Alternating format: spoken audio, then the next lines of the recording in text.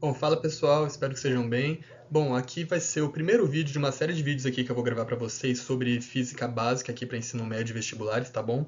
O intuito desses vídeos aqui é para auxiliar os alunos do cursinho FEI a terem um material extra assim para estudar em casa, tá bom? Mas se você não é do cursinho FEI e acabou caindo nesse vídeo, seja bem-vindo ao canal e espero que você consiga encontrar aqui o que você veio buscar e que eu consiga contribuir de alguma forma aí para o seu estudo, tá bom? Bom, todos os vídeos que eu postar aqui no canal, uma grande maioria deles vai ter esse slide aqui. Esse slide vai ter sempre a definição do tema que eu vou trazer aqui para vocês na aula, tá bom? E em sequência eu vou trazer aqui na lateral todo o sumário da apresentação. Então, por exemplo, você está assistindo aqui um vídeo, você está com dúvida se ele vai abordar ou não um ponto importante que você está procurando, alguma coisa assim do tipo, você quando assim que eu for para esse slide, você só bate o olho nele e vê assim se tem aqui a definição ou o conceito que você está querendo estudar. Senão ele pode ser que ele esteja em outro vídeo ou algo do tipo, tá bom? Bom, então vamos lá. Primeira coisa que eu vou trabalhar aqui com vocês vai ser a definição de cinemática. E o que é a cinemática, então? É um ramo da física que se dedica ao estudo do movimento dos corpos sem se preocupar com as causas desse movimento. Ou seja, já não está preocupado como que o movimento está surgindo, e sim o estudo desse movimento apenas, não como ele começou, tá bom? Essa é a ideia principal da cinemática. E ela vai estudar esse movimento em que sentido? Vai estudar a posição desse movimento, a velocidade, a aceleração e o tempo. E não vamos considerar nesse momento nenhuma força envolvida nele, beleza? E ao longo dessa apresentação eu vou trabalhar aqui com vocês vetores, então a gente vai fazer toda a definição de vetores, operações com vetores, decomposição com vetores, e depois a gente vai trabalhar um pouco a parte de movimento uniforme, falando sobre a definição, classificação de movimento, referencial, velocidade, e apresentar as principais fórmulas para o movimento uniforme, tá bom?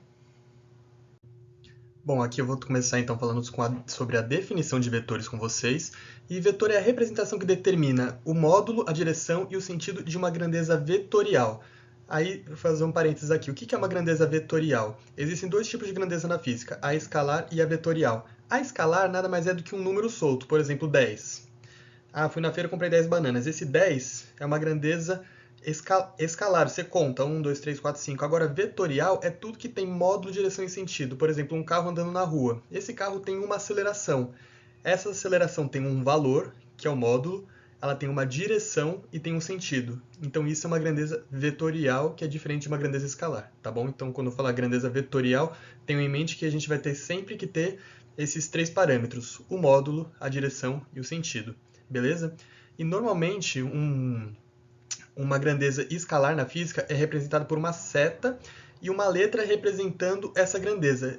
Então, por exemplo, aqui nesse caso aqui que eu dei de exemplo a vocês, aí onde está escrito nomenclatura, tem uma seta apontando da esquerda para a direita com a letrinha A e uma seta em cima. Isso quer dizer o quê? Que é uma grandeza física vetorial chamada A apontando da esquerda para a direita. Só isso, beleza? Agora vamos para a primeira definição, que é módulo de um vetor. É o valor numérico que representa esse vetor e ele é sempre acompanhado da sua unidade de medida. Ou seja, como eu falei para vocês, o carro ele tem uma aceleração. Essa aceleração ela vai ter a direção e o sentido dela, mas ela tem um valor. O carro está acelerando a tantos metros por segundo ao quadrado, por exemplo. Esse tantos metros por segundo ao quadrado é um valor do meu módulo. Então, por exemplo, aqui, eu estou usando 20 newtons, que é a representação de força, por exemplo. Então, eu estou falando nesse caso que esse vetor tem um módulo de 20 newtons. Ou seja, o módulo de Azinho seta, que é o vetor que a gente está trabalhando aqui, tem 20 newtons. Beleza? Lê desse modo. O módulo do vetor A é de 20 newtons. Beleza? Bom, e agora a gente vai falar um pouquinho sobre direção de vetor. Lembra que eu falei para vocês, o vetor tem módulo, que é o valor dele, que a gente acabou de explicar, direção e sentido. Vamos começar pela direção. Direção é determinado pela inclinação do vetor. Ou seja, ele pode ser vertical, horizontal ou oblíqua. Vamos lá. O que eu quero dizer por inclinação? É o sentido que essa... Sentido não, desculpa. Mas a posição em relação a um plano, por exemplo, que essa seta está. Então, por exemplo, no primeiro desenho aqui que eu tenho para vocês, a seta está deitada. Isso indica o quê? Que ele possui uma direção horizontal. No segundo exemplo, ela está de pé. A seta estar de pé indica o quê? Que a direção desse vetor é vertical. E a última, onde a seta não está nem deitada e nem de pé, ela está numa posição intermediária entre esses dois, é chamado de direção oblíqua. Então é assim que a gente diferencia a direção de um vetor, tá bom? Então, por exemplo, vou ler aqui para vocês no primeiro exemplo, onde a seta está deitada, o que a gente lê aqui?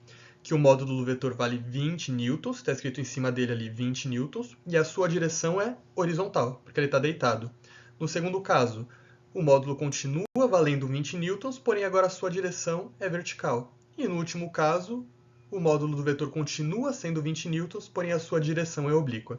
Beleza? Bom, agora o sentido de um vetor, que é o que estava faltando da tríade que eu estava explicando para vocês, é o mais simples de todos. É simplesmente a posição da seta. Beleza? Então, por exemplo, a gente pega esse primeiro exemplo que a gente tinha. Antes a gente estava falando como? Que esse vetor tinha 20 newtons e a sua direção horizontal. Agora falta o sentido. A setinha está apontando para onde? Para a direita. Então o sentido do vetor é direita. Acabou. Só isso. No segundo exemplo, a setinha está para cima. Se ela aponta para cima, o sentido é para cima. E no último caso, onde ela está apontando aqui para a diagonal, a gente vai falar que o sentido é diagonal direita para cima. E por que eu tenho que falar diagonal direita para cima, não só diagonal? Porque ela pode ser diagonal direita para cima ou para baixo. Eu tenho que ter esse termo para cima para indicar se ele está subindo ou descendo, por exemplo. Tá bom? Então é isso. Então já aqui está definindo para vocês módulo do vetor, sentido do vetor e direção do vetor. Beleza? Bom, agora que a gente já sabe o que é um vetor, o que é direção de vetor, sentido de vetor e módulo de vetor, a gente vai trabalhar agora com as operações que envolvem os vetores, tá bom? E as principais operações que a gente vai trabalhar aqui, principalmente em termos de Enem, ensino médio, são as operações de adição e subtração, tá bom? No máximo uma multiplicação por escalar, mas é raro de aparecer, então não vou colocar isso nessa apresentação, até porque é bem simples, tá bom? Por exemplo, você tem um vetor A e ele é multiplicado por 2, esse vetor passa a valer 2A. Simples assim, isso é o produto por um escalar de um vetor, tá bom? Então, por exemplo, falar assim, um vetor foi multiplicado possui um produto escalar de 2, quer dizer o quê? Se o vetor vale 2 e o produto escalar dele é 2, 2 vezes 2, 4. É só um exemplo que eu estou trazendo aqui, mas não está na apresentação, está na minha fala, tá bom? Então não se baseie no que eu estou falando na imagem. A primeira coisa que a gente tem que ter em mente agora quando a gente for falar de operações com vetores é sobre o vetor resultante. Isso quer dizer o quê? Por exemplo, as operações com os vetores é que nem na matemática. Para eu fazer uma operação, eu tenho que ter dois termos. Nos vetores também. Se eu quero fazer uma operação com vetor, eu tenho que ter no mínimo dois. Não dá para fazer uma operação com apenas um único vetor, tá bom? Então, nesse caso aqui, por exemplo, eu tenho um vetor A apontando para a direita e um vetor B apontando para a esquerda. Note que o vetor A é maior que B, certo? Dá para perceber isso na imagem, que o A é maior que B. Dito isso, um vetor resultante da soma A mais B é um vetor que aponta para a direção do maior vetor, no caso é o A, menos o menor vetor, que é o B. Então, nesse caso, o vetorzinho verde ali, que é o C, ele é o quê? É o vetor A menos o vetor B. Perfeito? Isso que é um vetor resultante. Aqui é só um exemplo, mas mais para frente eu vou trabalhar com contas com vocês para ficar mais nítido. Mas a ideia principal é essa. É sempre o vetor resultante, ele vai ter o sentido do maior vetor dos vetores que tinha anteriormente. Nesse caso, o vetor maior era o A, então o vetor resultante dessa operação com vetores vai ser no sentido do A. Perfeito? Bom, aqui está um exemplo numérico para ficar mais claro o que eu expliquei anteriormente. Vamos supor aqui eu tenho um bloquinho, e esse bloquinho ele tem duas forças para a direita de 20 e de 10. Essas duas forças elas possuem o mesmo sentido, então a gente também tem que lembrar que quando formos trabalhar com operações com vetores, a gente tem que ter um eixo de referência. Por exemplo, aqui eu estou colocando que tá vendo que o bloquinho ele está num eixo de coordenadas xy. Para a direita ele é positivo e para cima ele é positivo. Então, se os dois blocos, as duas setas, no caso os dois vetores, apontam para a direita, quer dizer que eles estão indo no sentido positivo. Se os dois eles concordam em sentido, realiza-se uma operação de soma. Então, o vetor resultante do vetor 20 e do vetor 10 nada mais é do que a soma dos dois. Então, 20 mais 10, 30. Isso é o vetor resultante que eu tenho na operação de soma, tá bom? Agora, na operação contrária à soma, que é a subtração, o que acontece é o oposto do jeito que a gente está acostumado com a matemática básica. Então, nesse caso, o que está acontecendo? De novo, eu tenho um referencial onde para a direita é positivo e para cima é positivo. Se um vetor de módulo 20 aponta para a direita e um de módulo 10 aponta para a esquerda, eles discordam de sentido. Isso indica uma conta de subtração, perfeito? Então, o que vai acontecer? O vetor maior menos o menor sempre. Então, 20 menos 10, nesse caso. E o módulo resultante é 10. E para onde ele aponta? Ele aponta para a esquerda ou para a direita?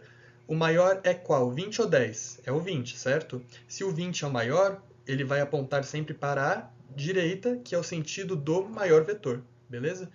Bem simples, certo, pessoal? Aqui o que acaba acontecendo vai ser um pouco diferente, um pouco menos trivial do que a gente estava vendo quando a gente estava falando de soma e subtração. O que acontece agora? Antes eu tinha dois vetores sempre apontando para a direita, ou um para a direita e um para a esquerda, e isso indica o quê? Soma e subtração, certo? Dois no mesmo sentido soma, sentidos opostos subtrai. Simples assim. E eu fiz no exemplo só para a direita e para a esquerda, mas pode ser para o outro sentido, pode ser no sentido vertical também, pode ser um para cima e um para baixo, dois para cima, dois para baixo. Beleza? Agora, no oblíquo é um pouco diferente. O que acaba acontecendo é o seguinte, eu tenho dois vetores trabalhando e eles não estão na mesma direção. Isso quer dizer o quê? Que um está na vertical e o outro está na horizontal. E como é que eu vou calcular, então, a resultante dos dois? Bom, qual que é a ideia aqui? Vamos pensar por partes. Vamos pensar que, por exemplo, eu primeiro tenho um vetor de 8 sem o de 6. O bloquinho vai para a direita, certo? Aí agora pensa que do nada anulei esse de 8, não existe mais ele, então o bloquinho para. E agora eu coloco um de 6 e ele começa a subir, tá bom? Então o que aconteceu? O bloquinho ele foi para a direita por um tempo com 8, parou, e depois ele foi para cima com 6.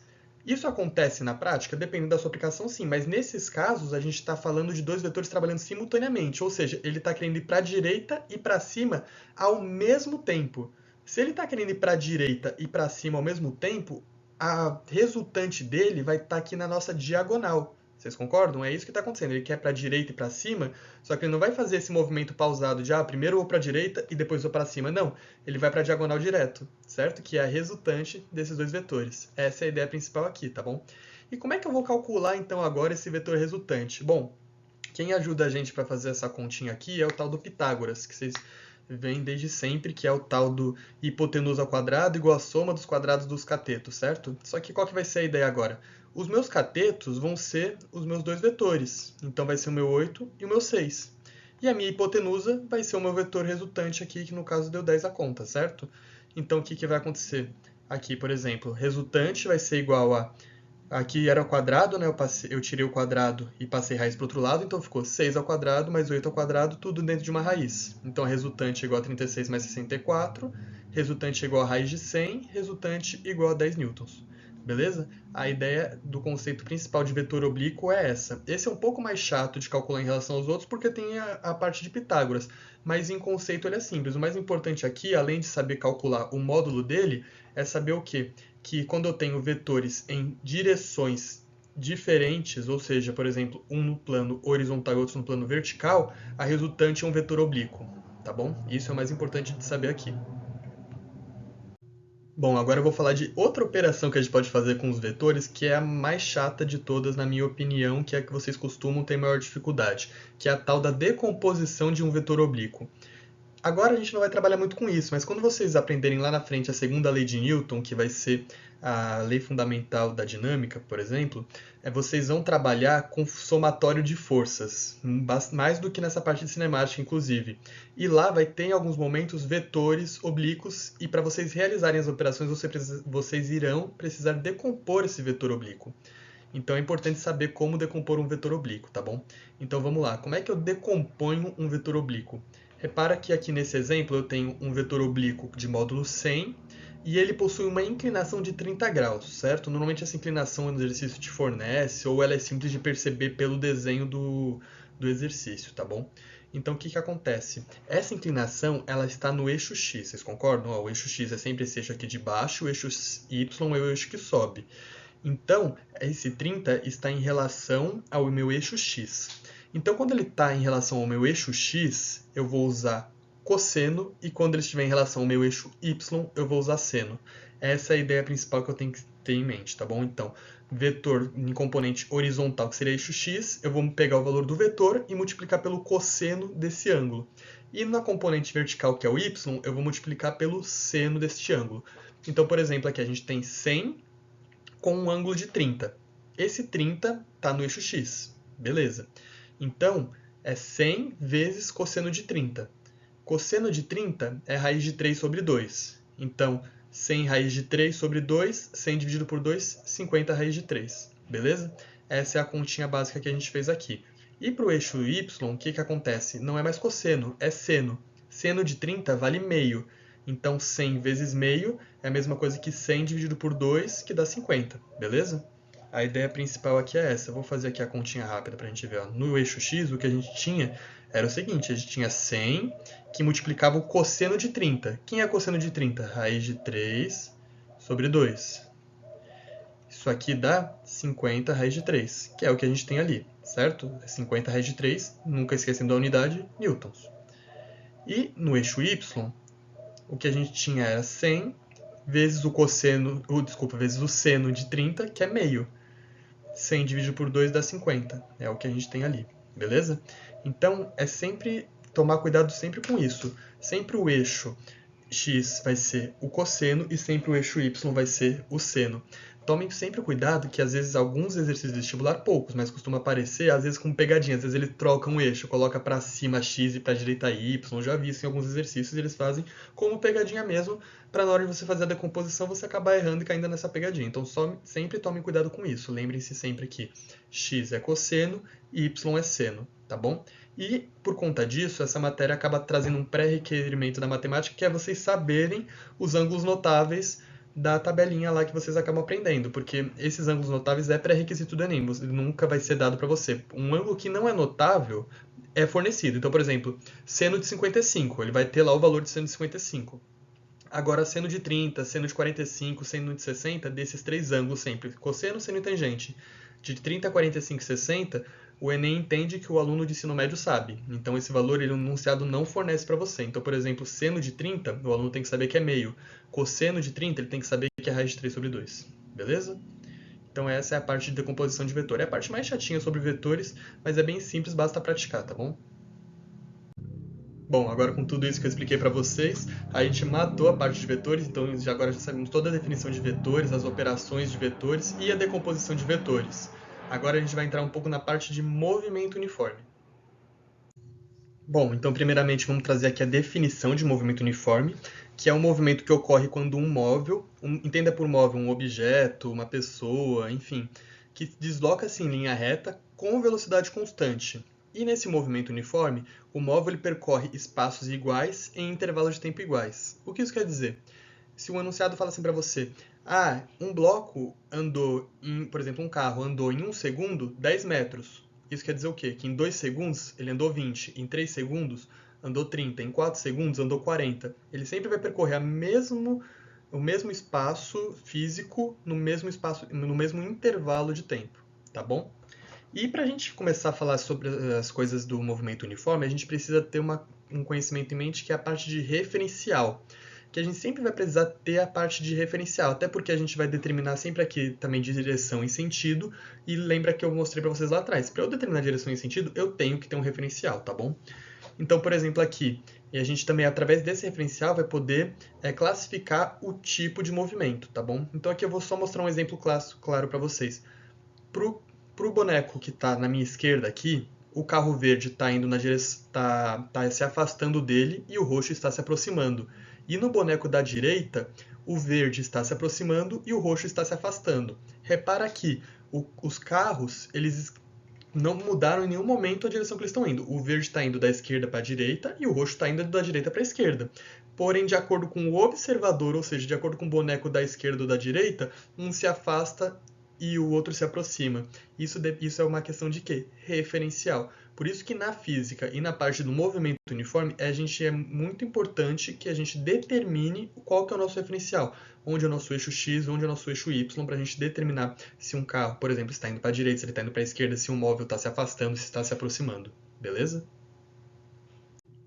Bom, agora vocês vão entender também um pouco da importância de a gente ter o nosso ponto de referência, né? Da gente ter o nosso referencial. Quando a gente quer classificar o movimento, a gente sempre classifica esse movimento a partir de um referencial. Então, por exemplo, a gente vai ter dois tipos de movimento, o movimento progressivo e o movimento regressivo. Qual que é a diferença entre eles? O progressivo, o objeto se afasta do meu ponto de referência. E o regressivo, ele se aproxima do meu ponto de referência. Então, por exemplo, nesse desenho aqui que eu coloquei aqui embaixo para vocês, tem uma setinha dizendo que ali nesse traço é o ponto de referência. O carro verde e o roxo, eles estão se aproximando desse meu ponto de referência. Como eles estão se aproximando do meu ponto de referência, eles estão fazendo um movimento que a gente vai chamar de regressivo. E o carro amarelo e azul, eles estão se afastando do meu ponto de referência.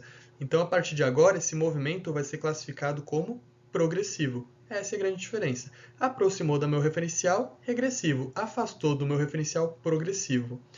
Aí vamos dar mais um exemplo aqui.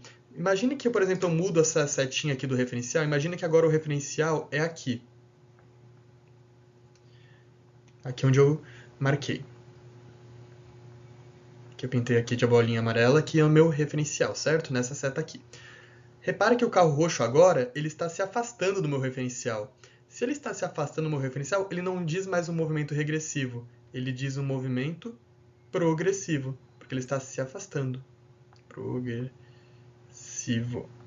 Beleza? O azul continua fazendo um movimento progressivo, porque ele está se afastando desse ponto. Agora repara o verde. O verde, ele agora está se aproximando do meu referencial, não tá? Se ele está se aproximando do meu referencial, ele não faz mais um movimento, ele continua, fazendo um movimento regressivo. Quase me enrolei aqui. Se ele está se aproximando do meu ponto de referência, ele continua fazendo um movimento regressivo. E o amarelo continua fazendo um movimento progressivo, porque ele está se afastando do móvel, beleza?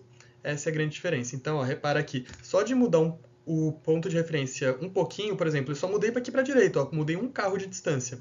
3 deles continuaram descrevendo o mesmo movimento. O progressivo aqui do amarelo se afasta, o regressivo do verde se aproxima, e o azul aqui continua se afastando, então progressivo. Porém, o roxo mudou. Antes, no meu referencial antigo, ele estava se aproximando, então como ele estava se aproximando era regressivo, e agora ele está se afastando do meu novo referencial, então ele é progressivo.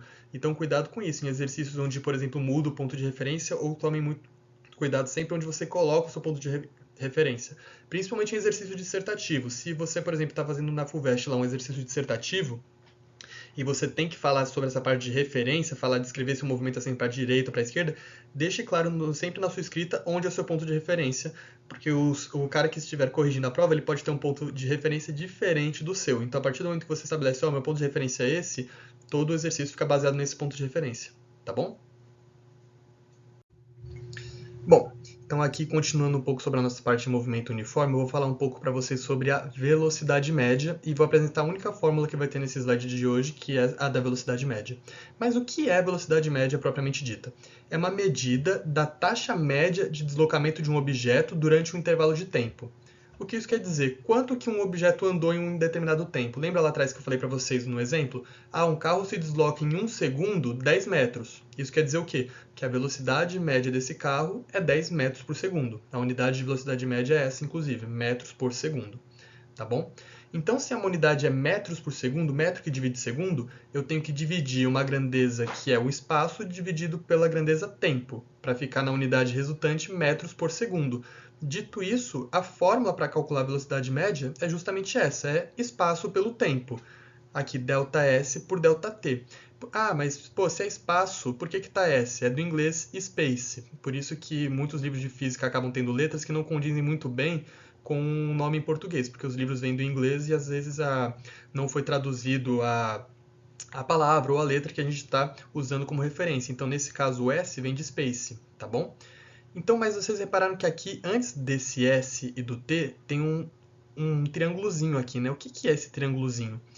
É um delta, é uma letra grega. E o que ele indica? Variação. Como assim variação? Bom, eu falei aqui para vocês um exemplo claro, né? De, por exemplo, assim, o carro a cada 1 segundo se desloca 10 metros. Porém, no exercício, não necessariamente ele vai falar desse jeito claro para vocês que a velocidade média é essa. Ele se desloca 10 metros em 1 segundo. Ele pode falar para você, um carro percorreu uma distância começando do quilômetro 20 de uma estrada, terminando no quilômetro 100 em 1 hora, por exemplo. Então você tem que saber qual que é a variação de espaço. Então, se ele começou no quilômetro 20 e terminou no 100, essa variação foi de 80 quilômetros, certo? E a variação de qualquer lugar é sempre calculada pelo valor final menos o valor inicial, beleza? Eu escrevi aqui, mas coloquei aqui embaixo para reforçar.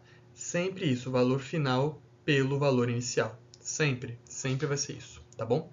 E aqui normalmente eu gosto sempre de trazer alguma frase para decorar as equações, mas essa daqui eu não achei nenhuma frase pronta assim na internet para decorar para vocês. Mas quando eu prestava vestibular, eu gostava de decorar a fórmula da velocidade média, dizendo que velocidade média era space-time, que era um desenho que tinha na época, então eu acabava decorando dessa forma. Por que space-time? Porque a equação, ela é o quê? É espaço S dividido pelo tempo t. certo? Só nunca podemos esquecer que é a variação de espaço, tá bom? E aqui, por ser a variação de espaço, eu expandi um pouco a fórmula para a gente aqui, tá? Então, o que quer dizer esse subíndice F e esse subíndice O aqui? Final, origem. Final, origem. Então, é espaço final menos espaço original. Tempo final menos tempo original. Beleza? Essa é a ideia sempre. Bom, vamos lá. E quando a gente está trabalhando aqui com a velocidade média, a gente tem que tomar cuidado com o seguinte, né? O sistema internacional, ele vale para tudo na física. Então, os exercícios podem dar para a gente, por exemplo, uma unidade diferente da do sistema internacional. E a gente precisa fazer essa conversão, tá bom? Até porque, quando a gente está trabalhando aqui com velocidade média, por exemplo, a gente está nas estradas, está no nosso carro, o nosso velocímetro ali do carro não está medindo em metros por segundo, ele mede em quilômetros, certo? Ele fala a sua velocidade em quilômetros por hora. As estradas estão divididas em quilômetros, não em metros, por exemplo. Então, nosso mundo está em quilômetros por hora e na hora de fazer as contas para o sistema internacional, a gente tem que converter para o sistema internacional, que é metros por segundo. Ou então, às vezes, o próprio exercício pode te dar as opções de cálculo, né, em metros por segundo, né, para você fazer as contas com as unidades metro e segundo, e pedir a resposta em quilômetros por hora. Então, você também tem que saber passar do metros por segundo para quilômetros por hora. Então, as duas operações são necessárias saber, tá bom? E como é que a gente faz isso? Bom, tem dois métodos. Eu vou explicar os dois aqui, mas eu gosto particularmente mais do segundo método do que do primeiro, porque o primeiro vira meio que um decoreba e o segundo é mais lógico, né? E como a gente já tem muita coisa para decorar para fazer o vestibular, eu acho que o segundo acaba sendo mais intuitivo e melhor, que realmente a gente entende o que a gente está fazendo e não acaba simplesmente virando um decoreba, tá bom? Então, qual que é o método decoreba, assim, que é o primeiro método? É um método de multiplicar ou dividir por 3,6. O que isso quer dizer? Se eu tenho uma velocidade em metros por segundo, se eu pegar esse valor e multiplicar por 3,6, eu tenho esse mesmo valor em quilômetros por hora. E se eu tenho um valor de velocidade em quilômetros por hora e dividir por 3,6, eu tenho essa velocidade em metros por segundo.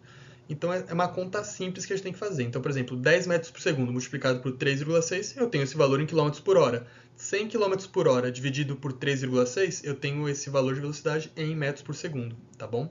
Não vou fazer nenhum exemplo aqui de conta, mas a ideia principal é essa. E a gente sempre tem que lembrar o quê? Que está indo de metro por segundo para quilômetro por hora, eu multiplico, e de quilômetros por hora para metros por segundo, a gente divide por 3,6, beleza?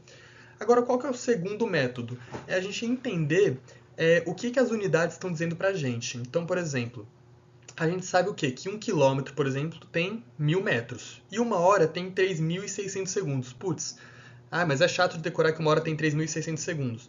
Não precisa decorar, essa é uma conta rápida de fazer. Uma hora tem o quê? 60 minutos. Cada minuto tem 60 segundos. 60 vezes 60, 3.600 segundos. Uma hora acaba virando praxe, você acaba decorando esse valor. Mas se você não ficar querendo ficar preocupado de, tem que lembrar 3.600 segundos, faz a conta na hora, uma conta rápida e você garante que você vai acertar, tá bom? Então, nesse exemplo aqui que eu dei para vocês, a gente tem 10 km por hora. Eu vou trocar esse quilômetro por metros. 10 quilômetros são 1.000 metros. Desculpa, 10 quilômetros não. 1 quilômetro é o quê? 1.000 metros. E uma hora é 3.600 segundos. Então, 10 km por hora nada mais é que 10 que multiplica 1.000 dividido por 3.600 metros por segundo. Entenderam? Eu fiz a conversão de unidade no valor e não fiz uma conta separada. Realizando essa operação, o que a gente vai ter? 10 que multiplica 1.000 e divide por 3.600, a gente tem 2,78 metros por segundo. Pronto, simples assim, a gente chegou no resultado final, tá? Eu não fiz aqui a conta para chegar no 2,78, mas vocês podem fazer para confirmar o valor, tá bom? Mas a ideia é essa, eu prefiro esse método porque ele acaba sendo mais lógico do que simplesmente decorar, multiplica por 3,6, divide por 3,6. Prefiro você pensar dessa forma, 1 quilômetro é 1.000 metros, uma hora é 3.600 segundos. Coloca isso no final e eu já vou ter o valor em metros por segundo. É uma coisa que eu faço há muito tempo e para mim é muito mais fácil, tá? Mas fica assim, é arbitrário isso, né? Fica o que é melhor para cada um utiliza o método que acha mais adequado, tá bom? Bom, a gente está quase acabando aqui. Vamos falar agora só um pouquinho sobre gráficos, tá? Porque o Enem gosta de trazer gráfico, outros vestibulares também, tá? Então, quais são os gráficos principais do movimento uniforme? São esses dois aqui, de posição pelo tempo, principalmente, tá bom? Um deles vai estar representando o movimento uniforme progressivo e o outro o movimento uniforme regressivo. Como é que eu identifico isso? Repara que, no primeiro caso, o que eu tenho aqui é uma setinha. Ó, repara sempre nas unidades. Ó. Aqui o tempo original e aqui o espaço original. Aqui o tempo final e aqui o espaço final. No tempo original, ele estava numa posição aqui, que eu circulei aqui para vocês. E no final, repara que essa posição aumentou, certo? Se essa posição aumentou, quer dizer o quê? Quer dizer que ele se afastou do meu ponto de referência. Lembra lá quando eu tinha o ponto de referência? Se afastou do ponto de referência, o movimento é progressivo. Se aproximou do ponto de referência, ele é regressivo. Então, nesse caso, repara, a origem é um valor menor que o meu valor final. Se o meu valor final é maior que o meu valor original, quer dizer que eu fui para longe. Se eu fui para longe, quer dizer o quê? Que eu me afastei. Portanto, movimento uniforme progressivo. Beleza? E no regressivo é o contrário. Repara aqui, ó, de novo, eu tenho espaço original, espaço final. Tempo original, tempo final. Repara aqui no espaço original, eu estou num valor numérico maior do que no meu espaço final. Isso quer dizer o quê? Que eu estou aproximando do meu ponto de referência. Se eu estou aproximando-me do meu ponto de referência, esse movimento é dito por regressivo. Eu falei aproximando-me, mas não sei nem se isso está certo. Tá? Você está se aproximando do seu ponto de referência, certo? E como é que eu sei disso? Porque o meu espaço final é um valor numérico menor que o meu espaço original.